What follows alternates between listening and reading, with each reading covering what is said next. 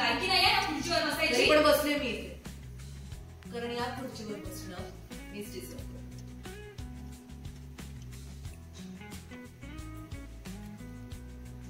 प्रिया, बोल. Sorry ready. आणि तुला या घरात राहायचं असेल तर प्रिया रोलिंग ऍक्शन. आणि प्रिया, तुला पण जर कायम या घरात राहायचं असेल तर तुझ्या डोळ्यांना ही सवय घालून घे, कारण या खुर्चीची खरी मालकीण आता मीच आहे. अहिल्याची खुर्ची ऑलमोस्ट ईशाची झालेली. ईशा, तुला एकदा सांगितलेलं कळत नाही का? तुझी लायकी नाहीये या खुर्चीवर बसण्याची. आणि खुर्चीवर बसण्याची काय, या घरात राहण्याची पण लायकी नाहीये तुझी. भिकाऱ्यांसारखी गयावया केलीस ना, म्हणून तुला या घरात राहण्याची परवानगी मिळाली आणि म्हणून तू आज या घरात आहेस.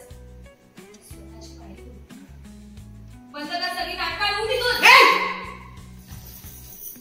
हात नाही लावायचा मला. मला हात लावायची लायकी नाही तुझी.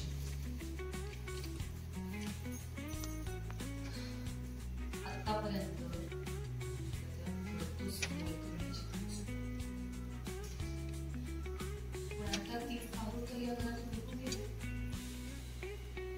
दोघी मिळून कायम मला मिळायचं. आता तू एकटीच प्रिया, आणि तू एकटी माझं काहीच वाटत नाही. त्यामुळे हा माज माझ्यासमोर नाही आहे दाखवायचा.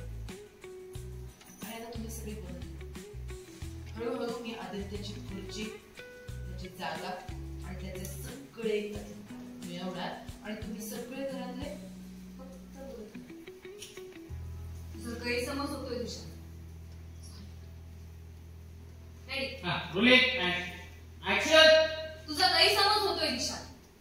आदित्य दादांची जागा ह्या घरात कोणीच नाही घेऊ शकत. आणि दादा जरी आता घरात नसतील ना तरी आम्ही आहोत ताईंसोबत. आम्ही त्यांना कधीच एकटं नाही पडू देणार.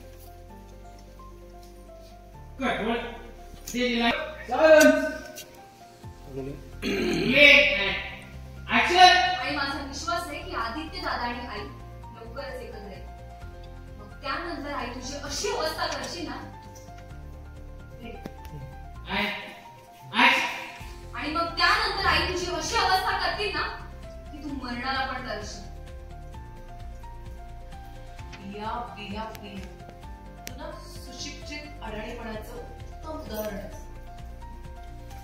किती फालतू बडबड करतेस माहिती. तुला दिवसा डोळ्याला स्वप्न बघायची सवय आहे का?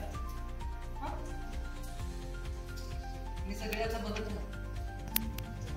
हे संपूर्ण साम्राज्य मी मिळवणारच.